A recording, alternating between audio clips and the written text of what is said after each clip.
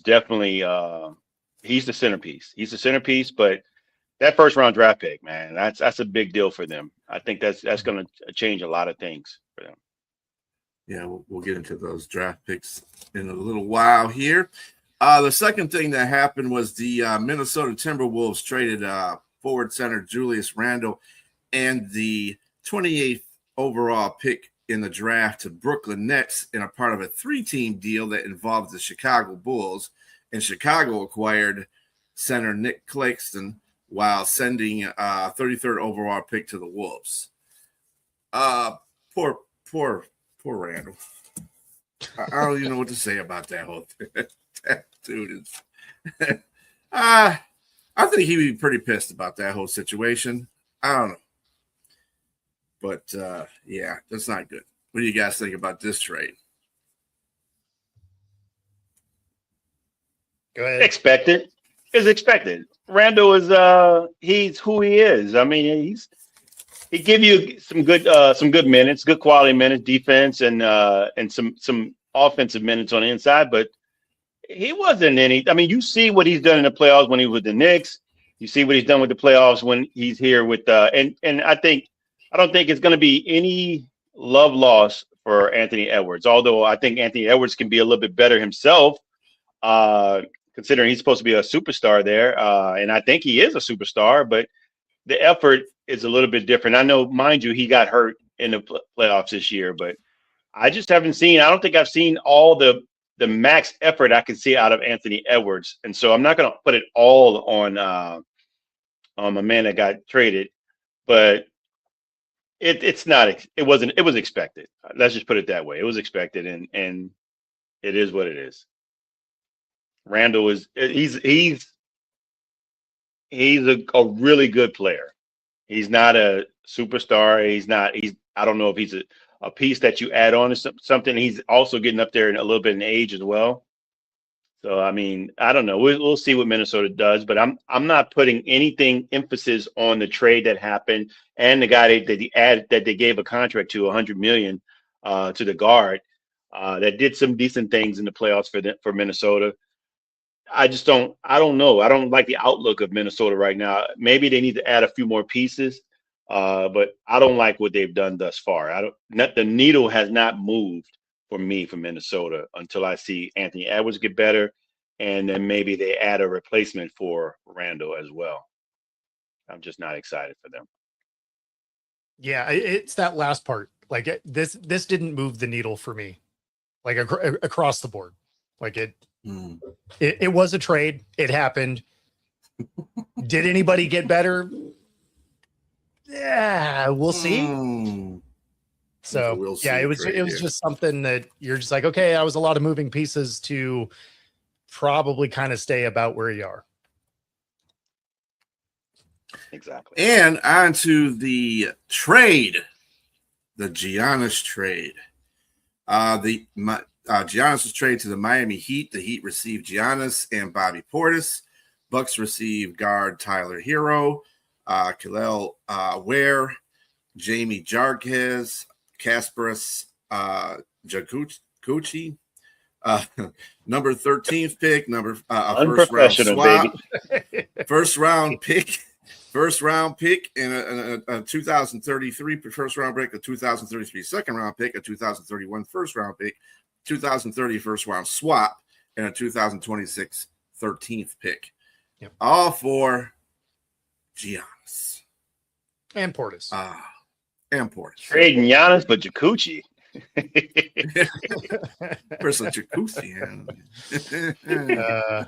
Yeah, I mean, this is interesting. Obviously, Miami's not, opposed to doing these types of trades, right? We've seen this through the years, and it makes a difference, right away, right? Like it'll move them into a contender-ish, right? They're probably still the 4th or 5th best team. So, I mean, they get better, right? But that doesn't make them the odds-on favorite or anything like that. At the same time, on the other side, you have no idea if this is going to work out because those picks are so far in the future that who knows? Like they could be awesome, could be nothing. Like they might have just blown this thing up for the sake of blowing it up. And we're not going to know for years because those picks are a while away. So, you know what? Yeah, 2031 and 2033 that's probably around the time where this makes sense, an advantage for Miami because they can still work around it, which makes sense. You gave a lot of players that no one's going to even talk about anymore. Tyler Hero, maybe. The rest of those guys are just, they can be replaced. That being said, you got Norman Powell, you got Wiggins, you have a few other pieces. You got Bam Adebayo. So you got really good defense here. You got a guard play out of Norman Powell, but you could use, I think they probably can get another player. Maybe they trade. I heard this on Speakeasy with Acho and Shady McCoy on their podcast that they had came up with a good idea, but maybe they're not done. Maybe they trade Bam Adebayo to Boston and acquire JB, you know, and have a shooting guard there to go along with Giannis Antetokounmpo, and that makes things a lot better because you have two MVP caliber players there to be able to build around and put some ancillary players there that you don't really, that you can just put other players there. You keep Wiggins. I like Wiggins. I like Powell.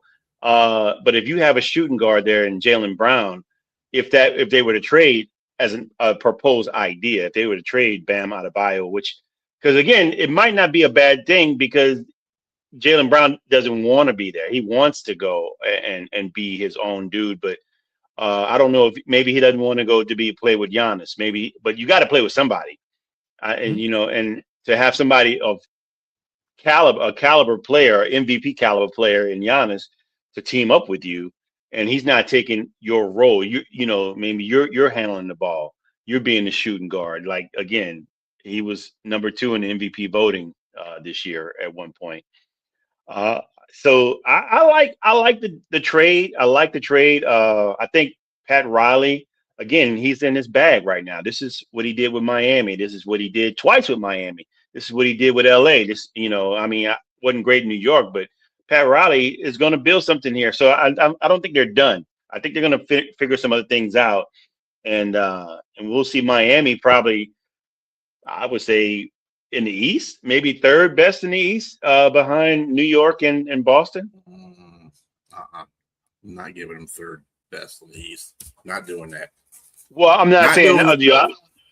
Here comes the homer action. Here we go. No, I don't think they're. No, it's not got nothing to do with homer action, James. Well, who do you have number third? Who do you have third? Who do you have third? I got Detroit at third. Of course, it's homer action.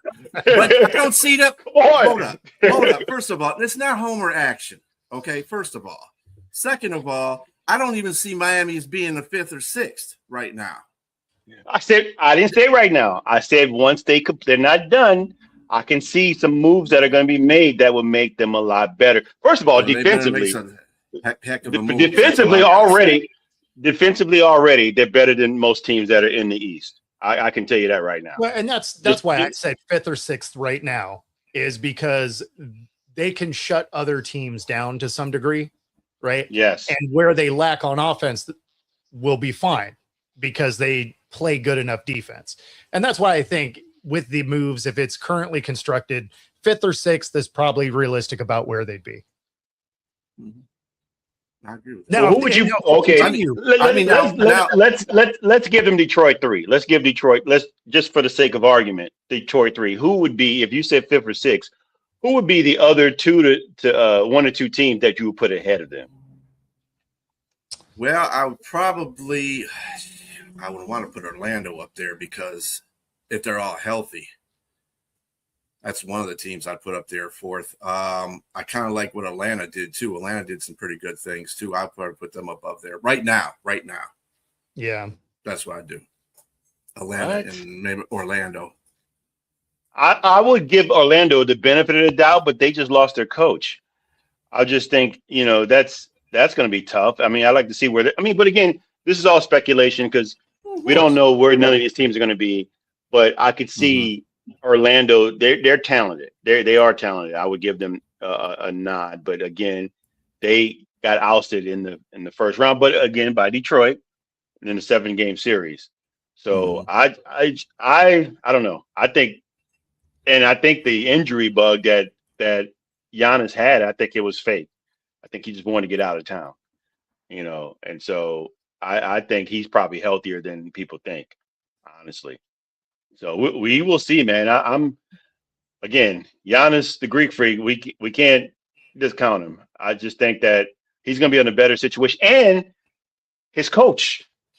Well, He's probably this is probably the best coach he's had his whole career. I'm just going to say, Eric Spoelstra is that dude.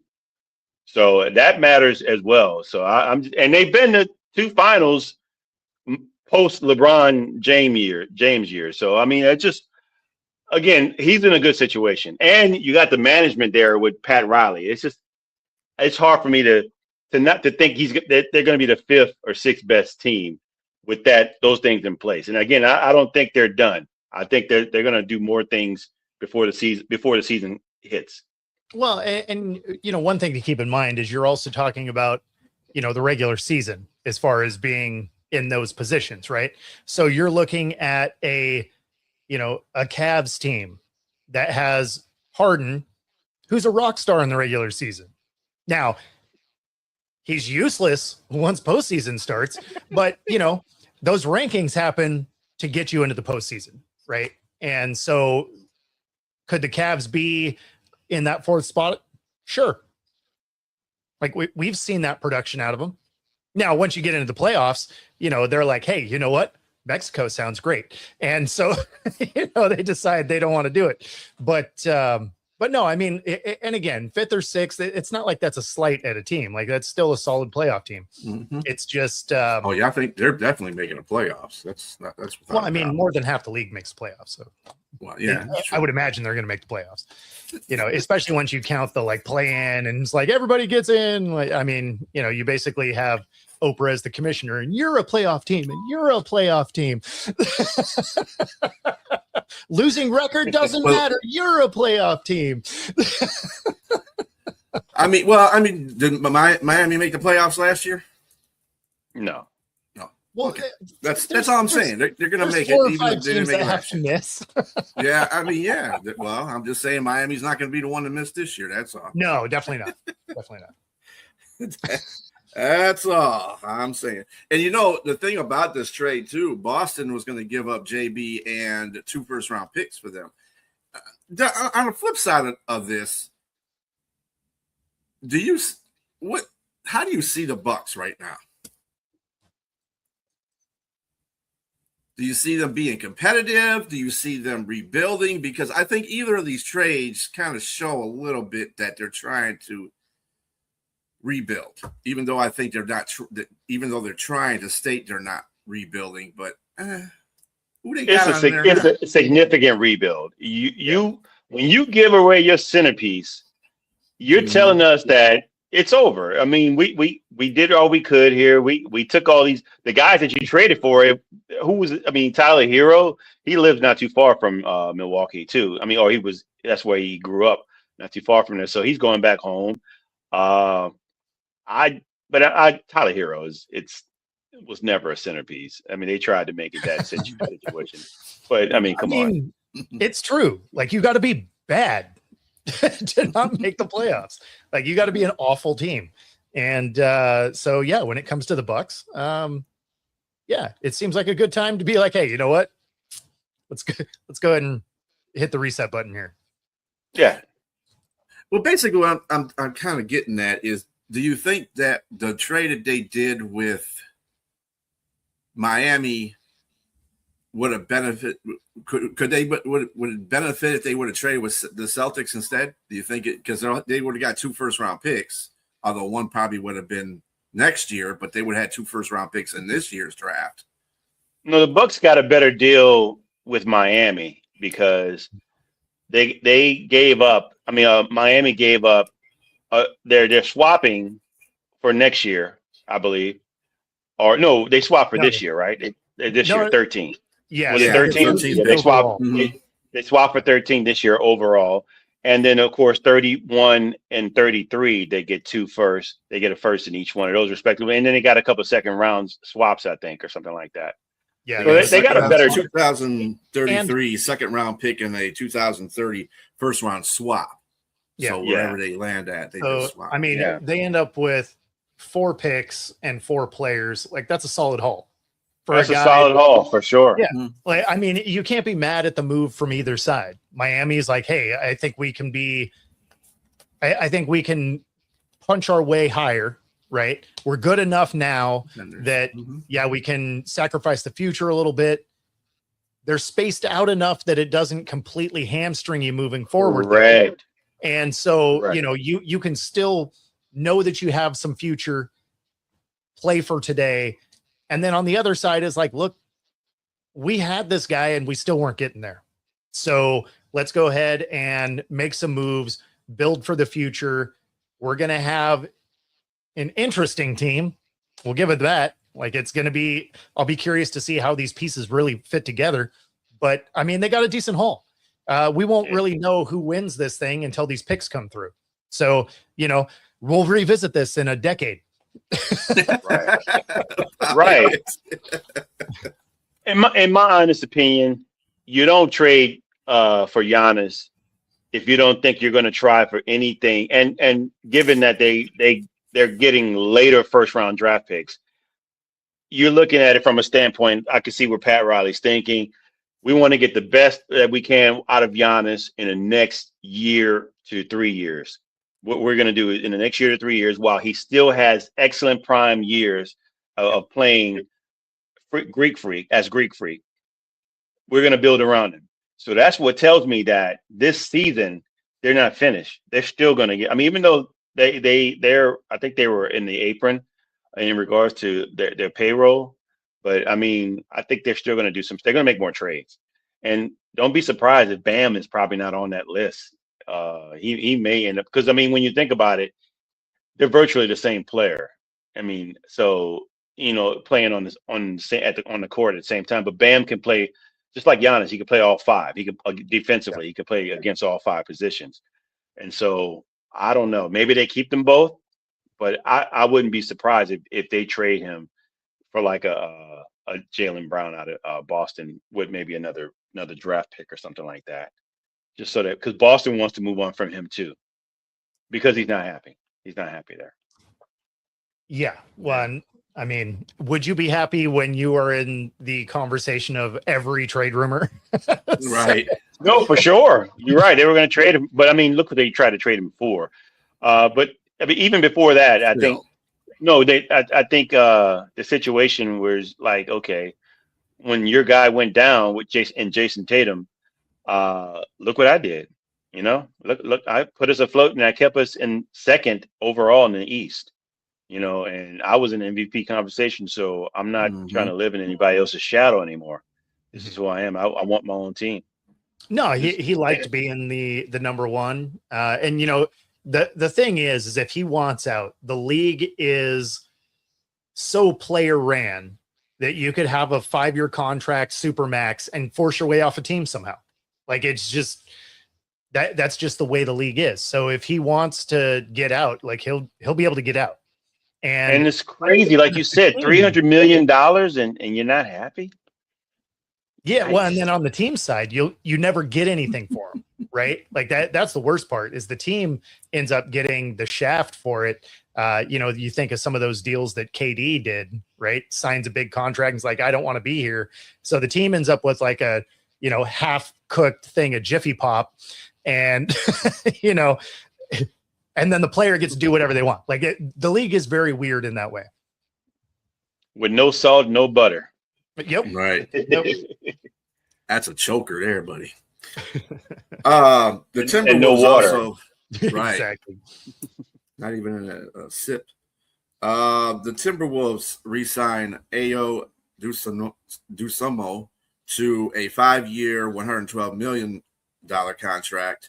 I think this is what they wanted to do when they were getting rid of Randall and all that. I think they wanted to create cap space for him, right? So he can remain with Minnesota.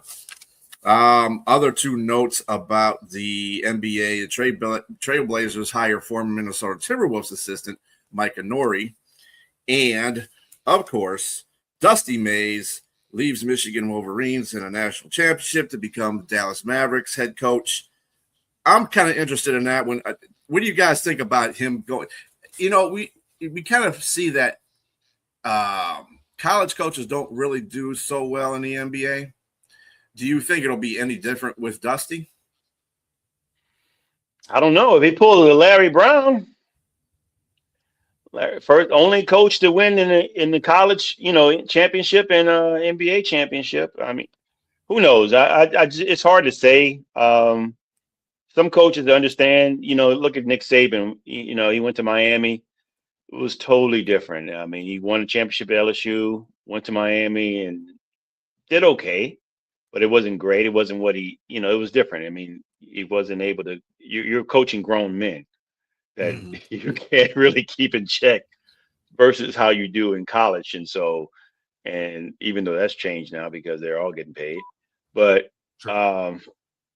but I don't know. Maybe he does make a transition. It's just history has shown otherwise. It doesn't pan out usually.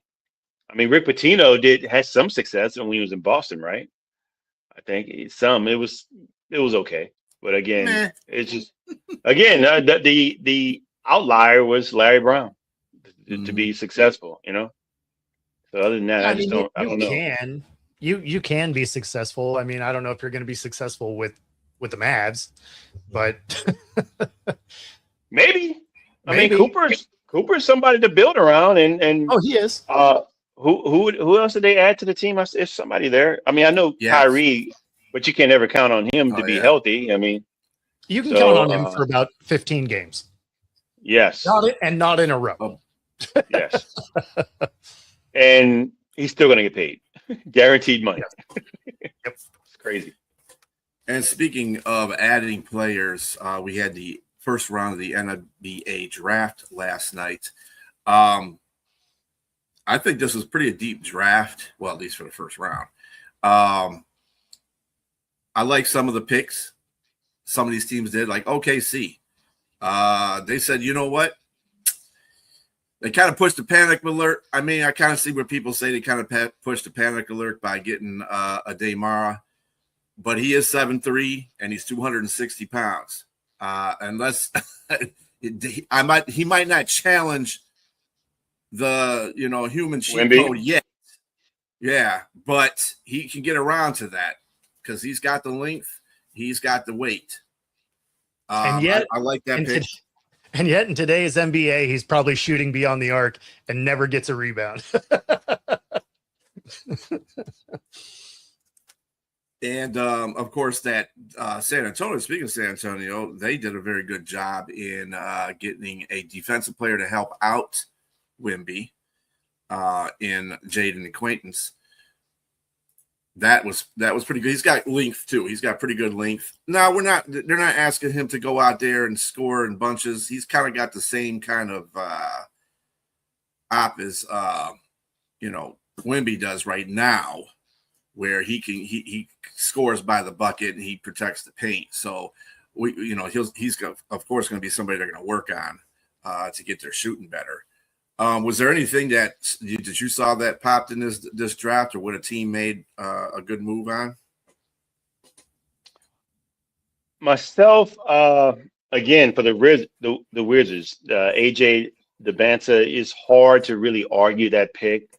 I just think it's going to be magic with Trae Young, and they're going to probably surprise and maybe obviously put themselves probably in the play-in.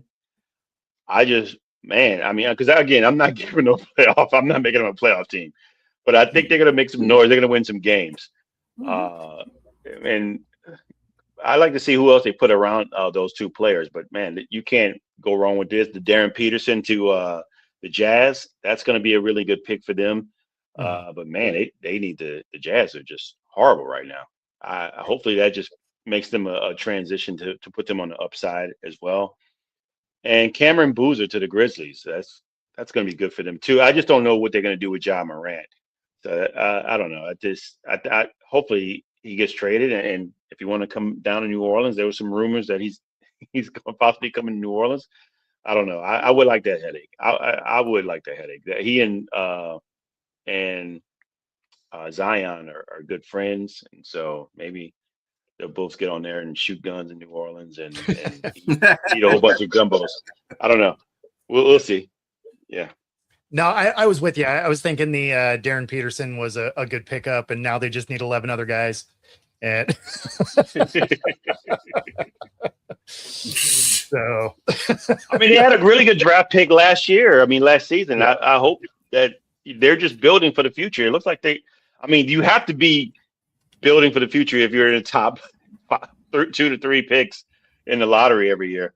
So, Yeah. I mean, hopefully things start to pan out for Utah.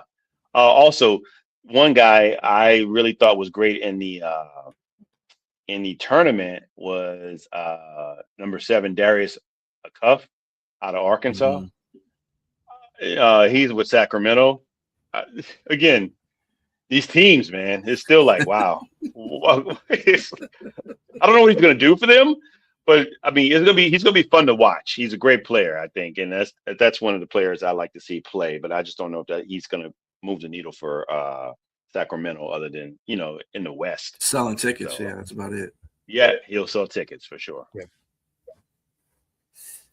Well, we also had a moment here in watching the NBA draft. I saw a lot of players really get emotional in some of the cases, not besides forward Kareem Lopez, first Mexican-born player, first-round pick. Eduardo Najera was the only other Mexican-born player in the NBA draft. So, this is, significant for, Mexican players. He played in New Zealand as a pro. And I think and he's on Memphis as well, because that was the trade between them and the Pistons. But I like to see that he's going to probably be NBA ready just for the fact he played in a pro league before he got, before he got to the NBA. So that helps him out a lot, because all the people are going to develop around him. Both those players did, right? Didn't the guy for the 7'3" guy out of Michigan also play pro in was France or somewhere? Spain.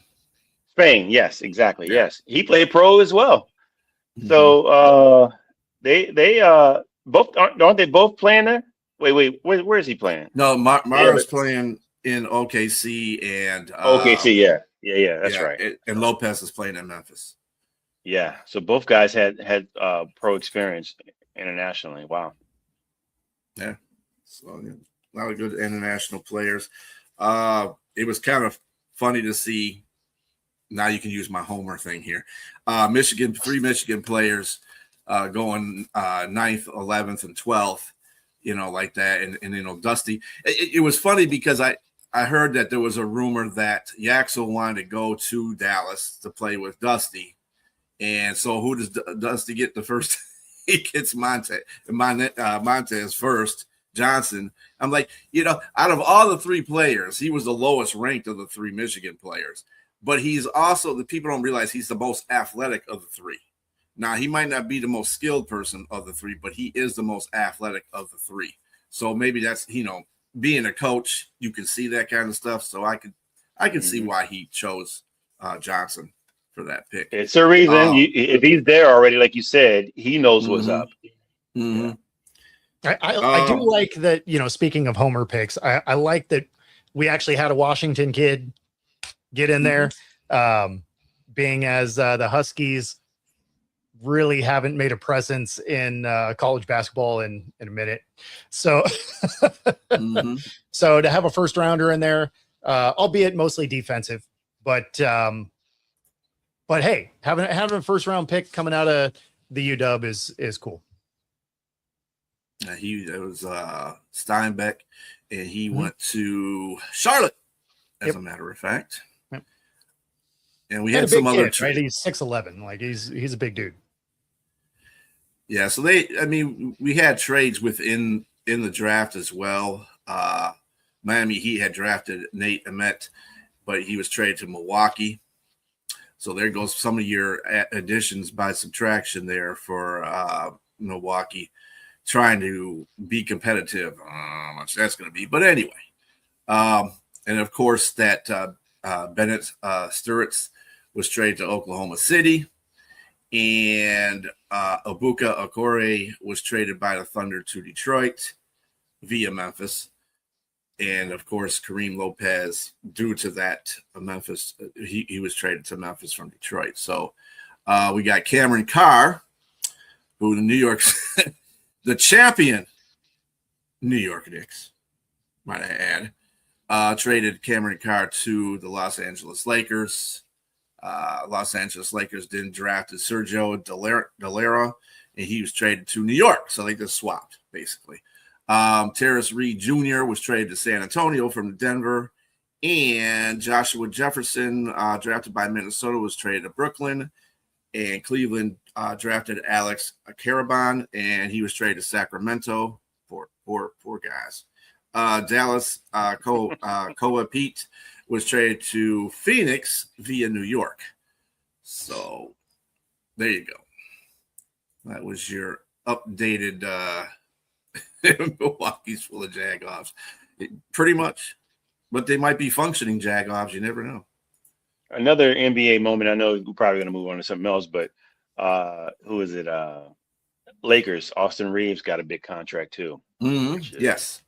Surprising to me. I mean, it's not surprising, but he's a star in the regular season, but he goes missing in the playoffs. Mm-hmm. And so we're either by injury or by doesn't play. Seem to matter. No, it does not. But but again, for him, I'm not gonna lie, it's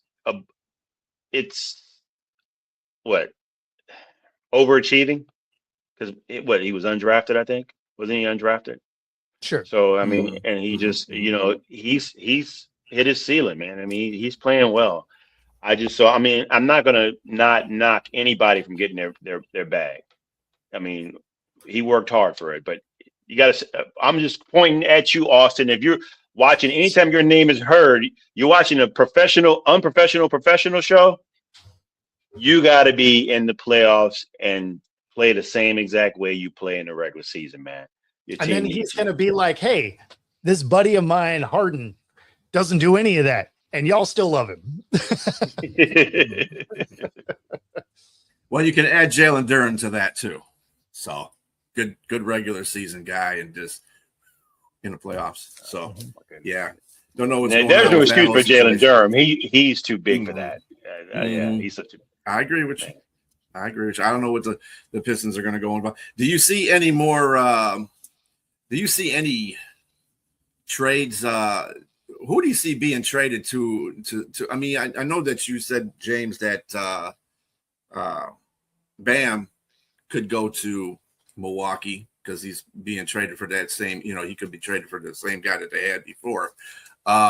Anybody else have anything that wouldn't surprise them if there was a trade? Jared Allen and something for LeBron to the Cavs. I could see that. Because the Lakers have really liked Jared Allen.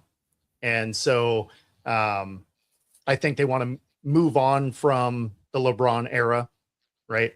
So I think it would be something like that. And that would give them defense too, because they definitely don't have any of that. Jared Allen's a great defender. Yeah. I mean, Luka, you know what you're going to get with him. He's not going to get you any defense whatsoever. Austin Reeves not going to get you any defense whatsoever. I kind of feel that LeBron's holding the cards in this situation, so it's really his way to where he wants to go, not the other way around. I don't think the Lakers got him under the bus like that. Well, he's not. He's not in a contract though, right? He's not in a contract. No, it would probably be like a sign and trade kind of thing. Where the Lakers are like, "Hey, we're going to give you some money, right? Because we know we have takers, and so we're going to make it so that you probably get the most lucrative offer, and then trade you to." Realistically, the Cavs are probably the only team that would really stand a chance in that trade. So if they could end up with a guy like Allen that they do like. The Cavs could benefit from, LeBron. Yeah, I mean, he's still a solid player, right? He's not the world beater that he once was, but he's a solid player. So I think that trade could work. I don't know if it happens, and maybe he just decides to go somewhere on his own. Who knows, right? Like But does it? I was about to say. Anything can happen with LeBron. I was about to say, does it work though? If some LeBron and his camp, Rich Paul, they're prioritizing the max deal. I mean, when I say max, meaning for the season, for one single season, year. but still the max, 50, which is 57 or so million. Does that work for them? I mean, because you still got to pay him that money. That's what he wants. Well, and that's the thing, right? Like that's something that the Cavs could do because they have the space for something like that. And if they were going to make one last push, you add LeBron, you have Harden, like you got a bunch of older stars. So are you going to make one last push to make this thing happen before this whole thing falls apart? That would be an effective way to do it. So the Lakers sign you to that 1 year max. They get a decent trade piece for it.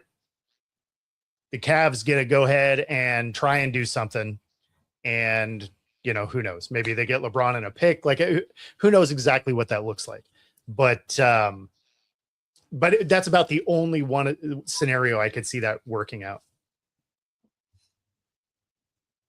And just a question, a little bit off of the NBA draft.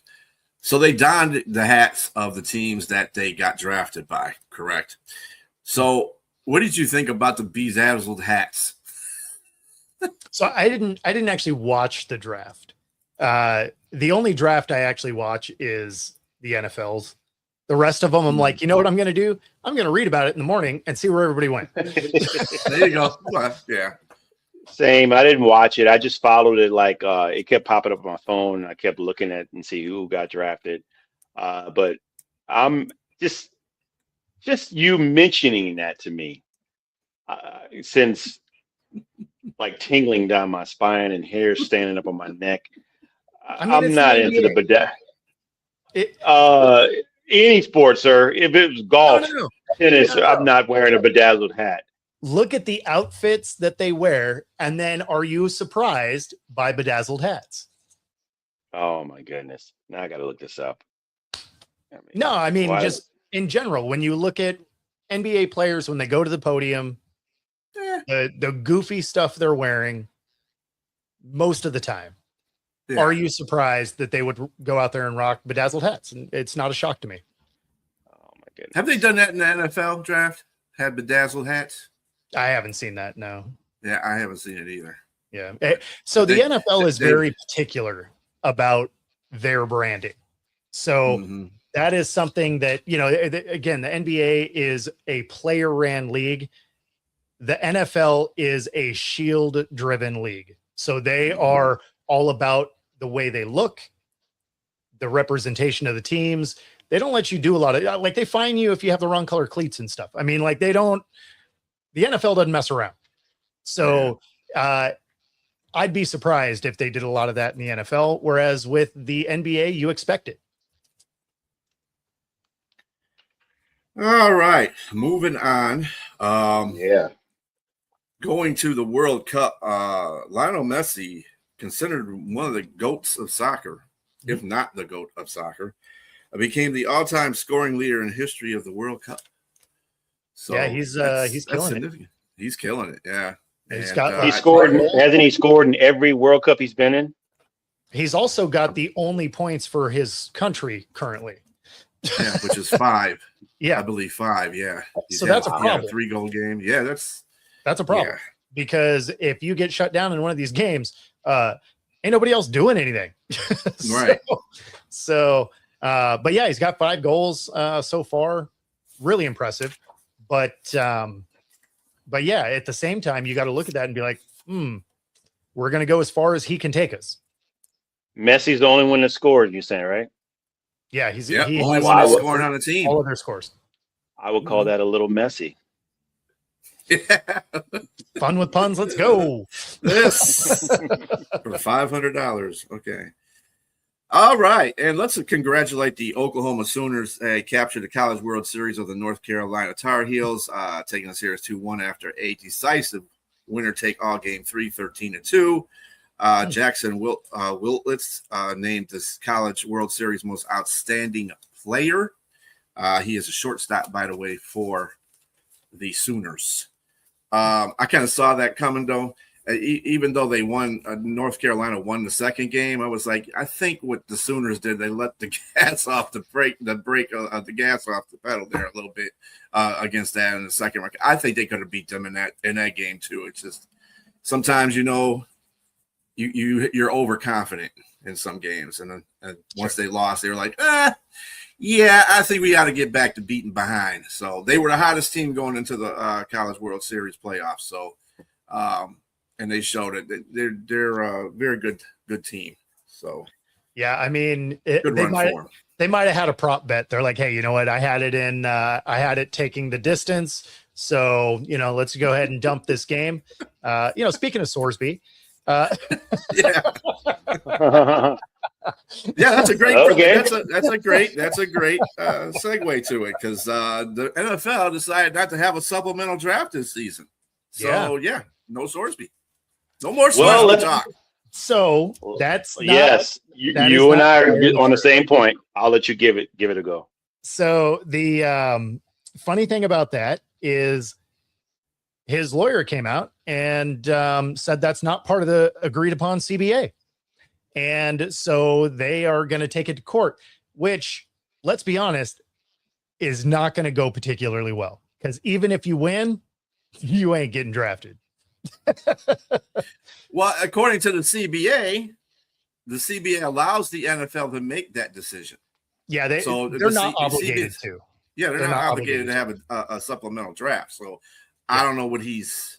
No, the lawyer is actually overplaying the hand, and the fact that you're even talking about going the litigation route is going to make it very unappealing for any of the owners to want to do that anyway. And then the fact that you were betting on your sport, which is the one thing the NFL does not mess around with. And so, I mean, there's a lot of things going against this kid, all self-induced, right? Like, he created this whole situation. And I mean, when you look at the amount of money that he stands to lose in this whole situation, right? Like, if he didn't make these stupid bets, he would be trying to play himself into a top 5 pick this coming year, which is guaranteed, what, 50 million roughly. And instead he is messing around with $90,000 worth of bets. So, self-sabotage to the top, and then adding lawyers into this mix in a situation where they're not obligated to, it doesn't seem like it's going to work out great for the kid. Ultimately, he's responsible. Because, again, 9,000 bets, it's outrageous that you have a problem. And there's some that, including the NFL, I think they mentioned that they don't believe that he's contrite about and taking any type of accountability. He's only had 30 days, in the Gamblers Anonymous or whatever it is it's called. But even though, like you mentioned with the CBA, I don't think there's no rules that they indicate that they really should be restricting him from being drafted. So, but in this situation, he's put himself in a rock and a hard place. I mean, ultimately, he's got to take responsibility, but at the same time, sports too have to take a responsibility. They're colluding, not colluding, but they put their hands in gambling, and now you have all this stuff going on, and it's a lot easier to be tempted to do those types of things. And if you have someone that has a problem, the thing is, though, is they don't make it so you can't bet. They make it so you can't bet on your own sport. So go gamble it up. Have a great time. Yeah. Don't bet on your sport. Certainly not on your team. Like that's where you get crushed in this deal. If he had 9,000 bets and none of them were on football, and then sure, they could overlook all of those things, right? Even if it was done in a way that maybe it was in a state that you weren't allowed to, or they could overlook those types of things. The leagues don't actually care about any of that. soon as you start to doubt the integrity of their sport on the field, that's where they shut it down. You can be an absolute monster in every other facet of life. If you start to damage the crest that they have representing their sport, that's where you're done. So this gives me a little bit of Pete Rose. I mean, not saying that he's in the professional sport already, but he's trying to get there. But again, like you mentioned, betting on your own team. He may not ever play NFL at all. Well, that's my point. Mean, yeah, he may end up being in CFL or UFL and being a superstar. And then the crazy thing is, what's sad is that he has the potential, like you said, to be top 5, top 10 first round draft pick. Because he was that good. A lot of people didn't know who he was, but I mean, if you're a football fan, you know who he is and what he's done. When he was in Cincinnati, he played, but when he was in Indiana, that's where he did most of his damage betting on his own team. I don't know. I feel bad, but I don't feel bad. I think that again, you make your bed. This is where you have to lie in it, and so, and again. They were going to try to let him play college football again, but he got a lot of backlash. Texas Tech got a lot of backlash for the cheap, insignificant punishment that they gave him, and letting this guy play. That 2 games is ridiculous. The 2 insignificant games. The 2 insignificant games too at the same time. No, as soon as you had other schools saying, "Hey, we're going to remove your school from our list forever," it's like, oh, okay, yeah, this is not going to work out. So, especially for a guy that only had 1 year left of eligibility anyway. So it's not even like you're doing the long play here. It's you have him for this coming year, and that was it anyway. So, yeah, there ended up being way too much pressure. This is what he needs to do. If he's not going to be able to get into the league, he needs to go UFL or CFL, arena, whatever it may be, ball out. And then get drafted. So it'd probably be the UFL. The CFL is very similar in the way of we don't want you gambling, we don't want you tarnishing our league. And so if he was going to make it to one of those levels, it'd probably be the UFL.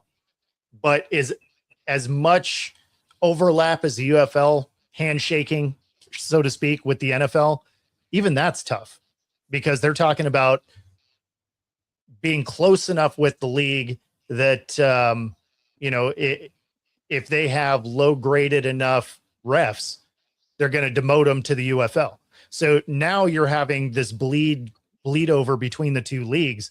They may not even entertain a guy that has a gambling history on your own sport. My thing is, this is the country where you're supposed to be in the land of opportunity and second chances. I think he's going to get his second chance, but I think it would have to be some restrictions, some things put in place, to some things that would actually protect the league or that particular team, and make sure that he goes through a lot of channels. Say, for instance, like you got to go through test, put things into his contract saying we got to check on you, and he can go play for the Houston Gamblers in the UFL. Yes, of course. Yes, that would be the great team to go play for. Exactly. Or to your post just above it, the Raiders. Let's go. He certainly won't get in trouble there. He'd be the number 1 gambler on that team. Yep. I mean, the biggest thing is when you see these guys doing this, like it has to be some of the thrill of maybe you get caught, because otherwise, have someone else place the bets. Like, what are we doing? I mean, look at Ohtani. I'm just kidding. Right? Sorry, Ohtani, if you didn't do it. Hey, I don't know. That's something that go away.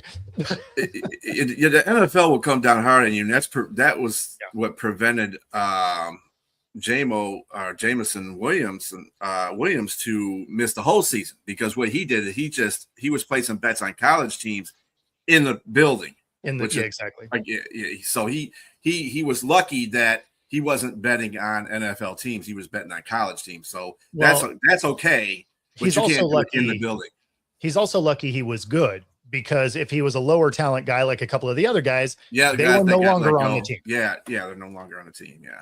So they gave him a little leeway on that one.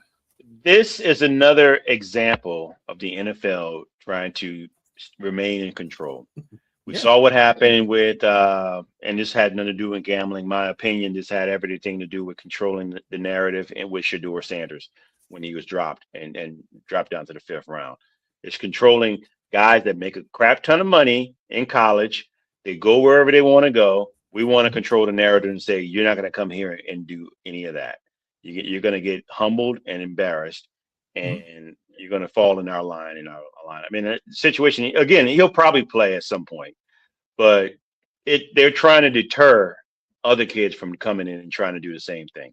Hey, the It's going to be tough, though. It's going to be tough, though. The It's gonna be NFL is very big on nobody's bigger than the crest. Yep. Like this logo right here is the only logo that matters. We're around Yep. before you got here. We'll be around while you're gone. Hopefully you do something cool for us while you're here, but we don't care if you do. And, and that's why anything that is going to tarnish the brand, that's where you never step foot on the field again. Like if it's domestic violence, they don't care. If there's a video of you just beating someone down in an elevator, you're never going to get on the field again. Right. If you are gambling on your sport where people start to think it actually is rigged, never going to play again. Oh, Exactly. the NFL, Nobody's above the shield. yeah, the NFL Shield is their motto song should be the Dukes of Hazzard's theme song. Just some good old boys. Hey, Mhm. Never messing meaning around. no harm. They don't mess around. all no. it does is make them more and more money, though. So they're not doing it wrong. You No, know, I the would iron- say that I have to give the NFL credit. Every year, Roger Goodell, he gets booed, but he can care less. He'll walk that boo all the way to the bank because the NFL makes the most money out of any sport, outside of soccer. But Yeah. Yeah. Oh, what's the irony of the Sorsby thing is that people, I bet you they're having betting lines on where he goes next. Oh, there is absolutely prop bet.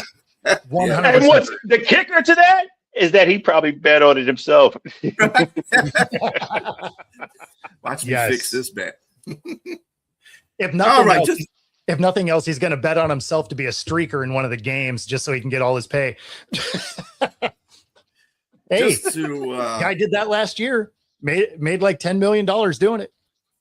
Oh, wow. Called his own number. Like, hey, I'm going to get kicked out of the stadium forever. But, I forget what he put. It was like $1,000 bet on a streaker. And then he went and was the streaker. And there's nothing against saying you can do that. So good on him. So just before we go, we're gonna give the NHL a little prop here. The Edmonton Oilers hire Mike Babcock as their new head coach. The NHL cleared Babcock an investigation. I just love saying his name. On his brief tenure with the Columbus Blue Jackets in 2023, he was accused of invading players' privacy, which they found after they did the investigation that he did not do so, and he was within his rights to do whatever. I think it was something where he asked everybody to give them their phone so he could scroll through. It was weird. It was kind of a weird thing, actually, but obviously didn't see there was anything wrong with it. So now he is the new head coach of the Edmonton Oilers. NHL's been trading a lot too in the past few days. One of the biggest trades, one of the first trades was Ottawa Senators trading winger Brady Tkachuk to the Florida Panthers, uniting him with his brother Matthew. That's a significant thing right there. I think that's gonna. I don't know if it's gonna make. Well, they did very well when they played together in the Olympics. No, that's a good move for them. Yeah, I don't know if that's going to translate to the Panthers because they kind of bowed out early this year. So yeah, maybe I mean, they had some injury issues throughout the season. Mhm. So the Kraken was actually a benefit of that move as well. For them to be able to get the draft capital to make that happen, they had to get some of it, and they got that from Seattle, where we went and got Mackie Smortskovich, and they got a 26 first and a 27 second from the Kraken. For the Kraken, that's awesome, though, because they ended up with a guy that has a lot of speed and shoots. And shooting was a very real issue for the Kraken this year. Defense was great. We had a really hard time finding the back of the net. And, you know, it wasn't just ill-advised shots. It was just we didn't uncork a shot. So for them to go get a guy that has a lot of speed, likes to shoot, you know, that was a great pickup for them. And then they did finally re-sign Bobby McMahon, who, you know, once the trade deadline came through, played great for the Kraken. So the Kraken come into this coming season with 2 shooters, which is 2 more shooters than they had last year.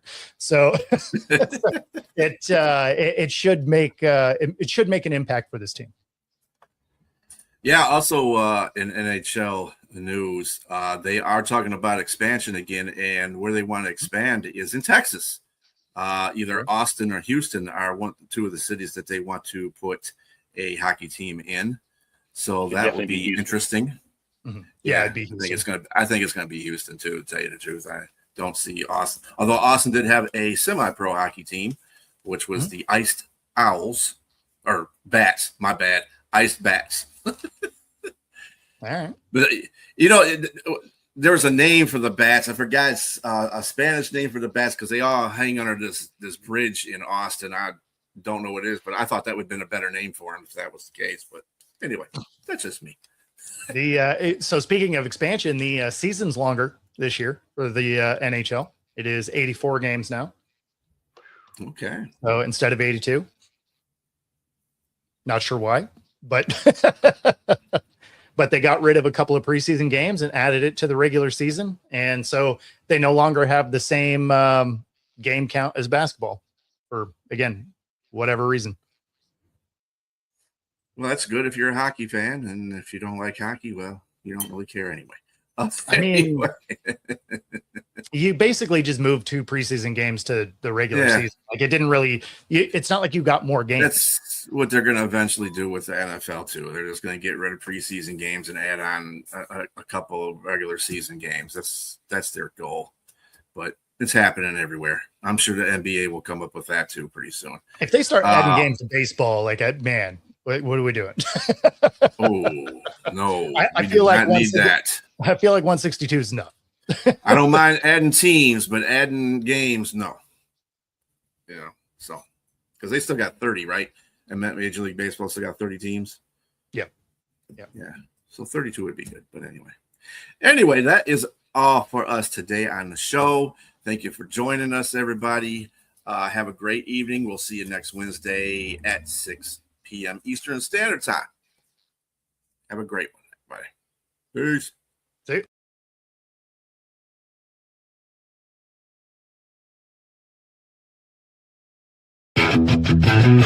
you.